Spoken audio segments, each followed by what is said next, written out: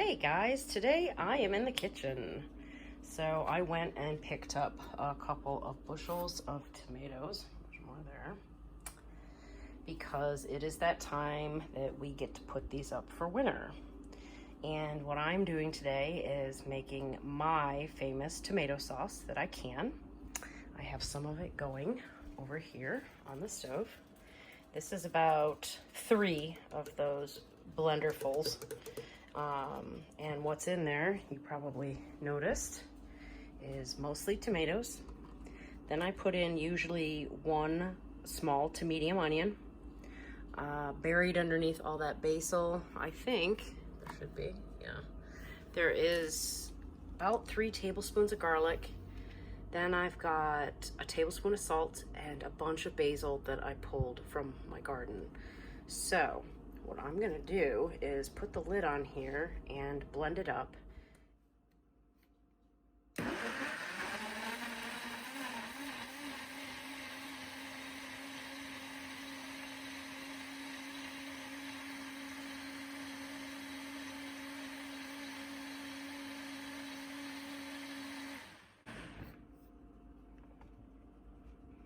I blend that up, and then honestly, this is all it is.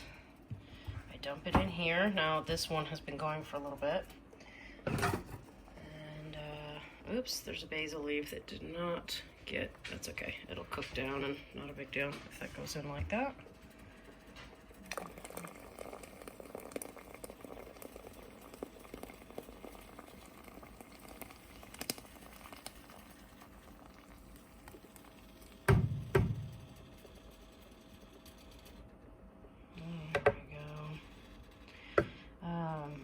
Few last ingredients that I actually already have in the pot. So this here is my homemade Italian dressing mix, or it's actually just homemade Italian dressing, if you will, but I make it for dressing, but it goes in a lot of the food I cook, including my sauce. This is a mixture of salt, pepper, thyme, celery salt.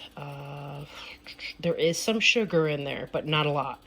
I think for each batch it's maybe, I don't even know, maybe 1/8 of what you would scoop out is sugar. So there is a little bit of that in there. However, for sauce, it's the perfect amount because I only do a tablespoon per blender. And it's got just a little tiny bit of sugar in it to cut the bitterness of the tomatoes, but not enough to make your sauce sweet. You don't want sweet sauce. The other ingredient that is missing, let's see if I can find one. There we go, is bay leaves. So this is going to cook all day, all night. If it hasn't reach the thickness that I want, I might even cook it another day. Sometimes I cook it 2 days to thicken it because you can see it's very watery because this is made from actual tomatoes. So we want this to reduce close to half. I don't know if it'll do the whole half, but we want it to go close to half. When this is complete and that comes down, you know, to like here, then we're going to start our canning process. These are the large quart-sized jars. These are small mouth. These are large mouth. These are the lids, which you can't seem to find anywhere. Thankfully, I still have a couple. But I will do a whole canning process, and maybe I will film that as well so you guys can see what that looks like. But I just wanted to show you guys what I was up to today. And so there are so many tomatoes. There's going to be a lot more to this process because I'm also going to probably do some stewed tomatoes, chopped tomatoes. I'm uncertain if I'm going to do any salsa or anything like that. We'll see. I've seen some people even do a Bloody Mary mix. I don't drink Bloody Marys. However, I do like tomato juice. So, you know, maybe I'll make up some tomato juice to put in the fridge. Who knows? I've certainly got plenty of tomatoes to do that with.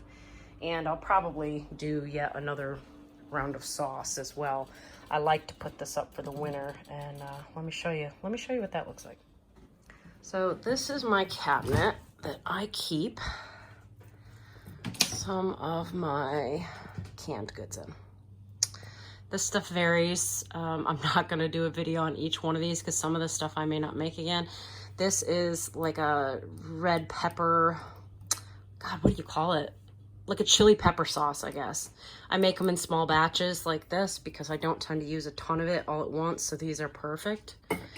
This is like a chow chow. Chow chow is something that is known down here in the South. It's usually a combination of peppers and cabbage and I don't even know what else is in there. Probably mustard seeds. It's been a while since I made that, but very good when you're doing some sort of like a southern cooked field pea and you put that on it. It's pretty good.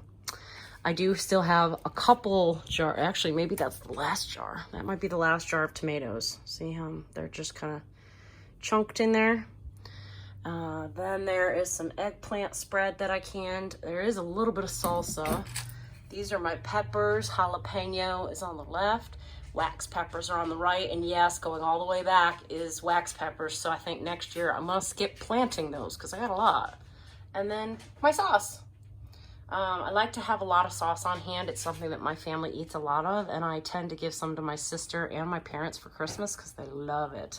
My mom comes from an Italian family, so sauce is something that is very near and dear to our hearts, and I'll probably eat some tonight because it is Sunday, and Sunday means pasta day. So anyway, this is what I'm doing. This is why I grow a garden. I grow it so that I can have food preserved. I don't have a lot of canned goods on hand. I do keep dried beans.